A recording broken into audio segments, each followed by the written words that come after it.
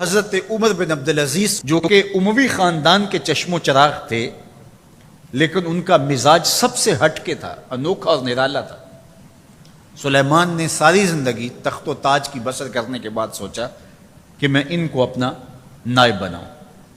تو خیر، جب ان کا انتقال ہوا تو لوگ دمشق کی جامع مسجد میں جمع ہوئے اور وصیت نامہ پڑھا گیا۔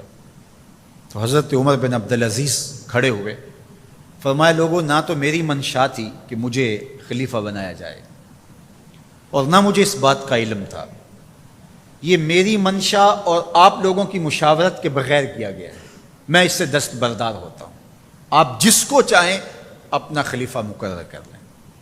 تو لوگوں نے کہا آپ ہی ہمارے امیر ہیں، آپ ہی ہمارے خلیفہ ہیں۔ تو آپ نے فرمایا کہ جب تک اللہ کی اطاعت کرتا رہوں تب تک تمہارا خلیفہ رہوں گا۔ اور پھر آپ نے حکم نامہ جاری کیا کہ میری جتنی جائیداد ہے ساری بیت المال میں جمع کروائی جائے، اور جتنے بھی اموی شہزادے تھے ان کی جائیدادیں جو ان لوگوں کے ضبط کی ہوئی تھی سب کو بھاگ کے سرکار ضبط کرنے کا حکم نامہ جاری کیا۔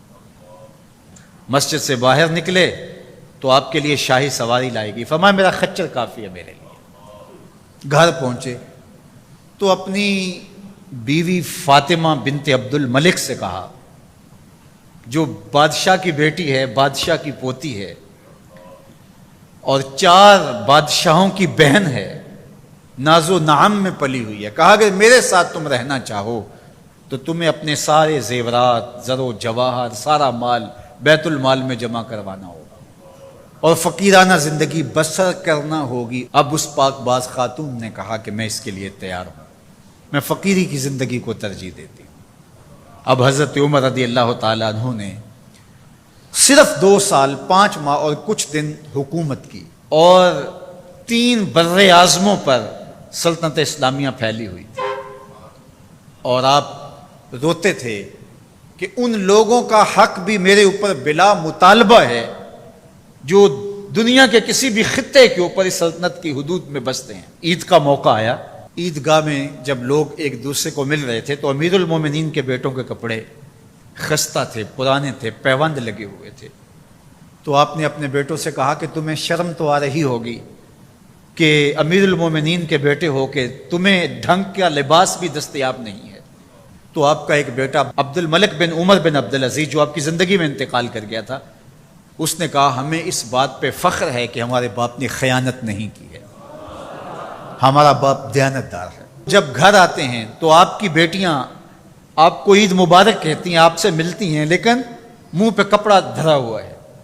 تو حضرت عمر رضی اللہ تعالیٰ عنہ عمر بن عبدالعزیز بولتے ہیں کہ بیٹی آپ نے چہرے کے اوپر کپڑا کیوں رکھا ہوا ہے؟